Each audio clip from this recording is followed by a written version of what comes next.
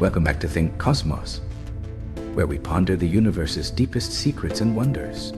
On April 8, 2024, North America was united by a rare and breathtaking celestial event. A total solar eclipse.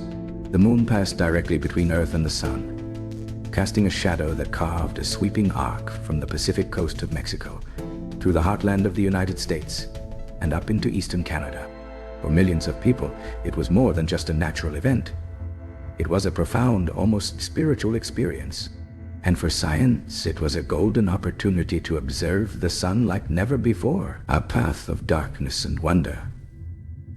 The eclipse's path of totality stretched across 15 U.S. states, including major cities like San Antonio, Austin, Indianapolis, Cleveland, and Buffalo. Roughly 31 million people lived directly beneath that path, a record-breaking number for any eclipse in modern history. But many millions more traveled hundreds, even thousands of miles, to witness the spectacle firsthand, setting off what some dubbed the Great Eclipse Migration. From the moment the moon began to creep across the face of the sun, anticipation grew. As totality approached, light dimmed in the most uncanny way, not like sunset, but like an alien twilight.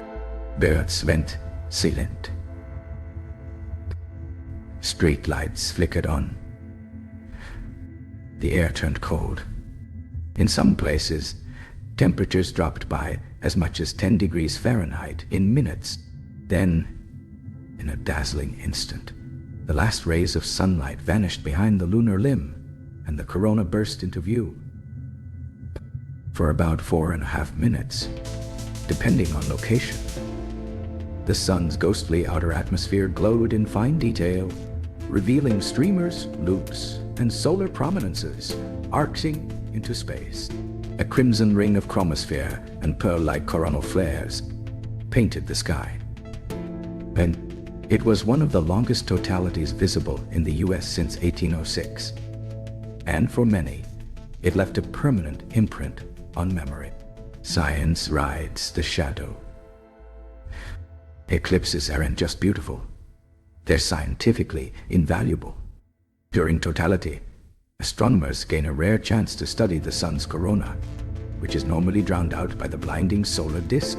In 2024, researchers launched more than 30 high-altitude balloons, mobile telescopes, and even jet aircraft to chase and capture the eclipse from above the clouds. One major focus was the mystery of coronal heating, why the sun's outer atmosphere is hundreds of times hotter than its surface. The data collected during this eclipse may help solve that puzzle.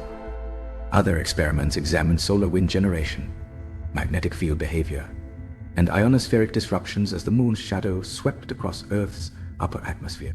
Ground-based solar observatories, including NSF's DC-sized Daniel K. Inouye Solar Telescope, were synchronized with satellite missions like NASA's Parker Solar Probe and the Solar Dynamics Observatory, enabling coordinated, multi-layer analysis of solar activity across wavelength. Additionally, thousands of citizen scientists participated in distributed experiments, from temperature logging to capturing eclipse shadow bands and changes in animal behavior. Amateur and professional astronomers alike contributed valuable data to a massive collaborative effort spanning 3 nations, a moment of mass participation.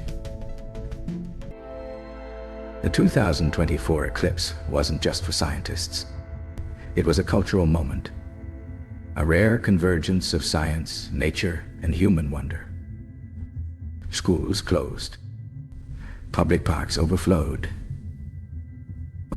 Highways turned into makeshift observation spots. Small towns along the path, like Carbondale, Illinois, and Montpelier, Vermont, saw their populations triple overnight as eclipse chasers arrived with telescopes, solar filters, and camera gear in hand.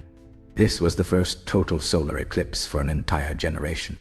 For many children and teens, it was a gateway to astronomy, offering a visceral, emotional entry point into science. Teachers led hands-on activities, parents shared eclipse classes, and social media lit up with thousands of photos and videos, time-lapses, first-time reactions, and 360-degree panoramas of totality. And unlike the 2017 eclipse, this one lasted longer, crossed more densely populated areas, and benefited from decades of eclipse prediction tools, weather modeling, and satellite data, helping people plan their viewing experiences more precisely. Despite some concerns about cloud coverage, most of the path experienced clear or partly cloudy skies, allowing for widespread viewing success. More than just a show. Why does this matter? Because few experiences unite millions of people in a shared moment of awe. In an age of digital noise and endless distractions, the eclipse brought people outdoors, face turned upward, together, silent, breath held. It was also a rehearsal for larger-scale celestial events. NASA, local governments, and emergency planners treated the eclipse like a dry run for managing space-related public phenomena, from asteroid flybys to spacecraft landings. It allowed agencies to test infrastructure readiness, traffic coordination, public safety, and information campaigns at scale. On a more personal level, those who witnessed totality often describe it in the language of transformation.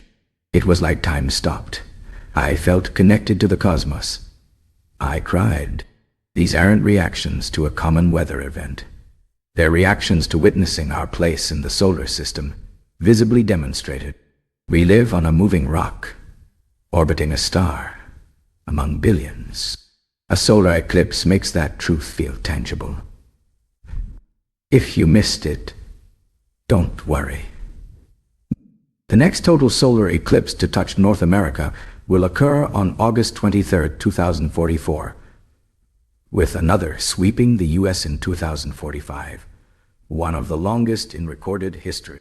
But until then, the great American eclipse of 2024 will live on as one of the most watched, most photographed, and most celebrated space events of the decade. From Mexico to Maine, from school children to solar physicists, millions stood in the shadow of the moon and emerged forever changed.